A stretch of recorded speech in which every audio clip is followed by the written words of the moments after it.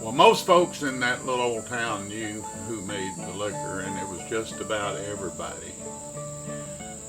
Well, Delbert was sort of surprised one day when his son, Toddy, come in and said that the teacher wanted a half pint of his finest liquor.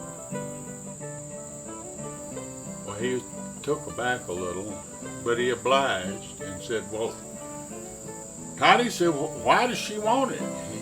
He said, well, she said something about a science experiment she was going to do just before school was out. Well, the more he thought about it, he gave him the jug, he took it to school. Well, he went down to the store and he said, they're going to have a science experiment up there to the school, and I think we ought to go up there and just see how it proceeds. Well, 4 or 5 of them went on up there, and they walked in the back of the school and took off their hats and stood back there, and the teacher sort of knew what they were there for, and she said, well, class, now we're going to have an experiment. And she reached for a glass of water, and she reached in her desk drawer, and she pulled out a little matchbox with a night crawler in there about that long.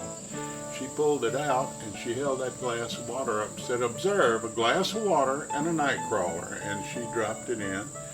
And of course, the little worm, he just sort of swam around, you know. Well, she reached in and she got that worm out of there and set the glass down, opened that little jar of liquor, and she dropped that worm in there, and he immediately turned white and slipped to the bottom. She looked at the class and says, now, can you tell me what the results of this experiment show? And little Susie, she raised her hand and said, yeah, if you drink good liquor, you won't have worms.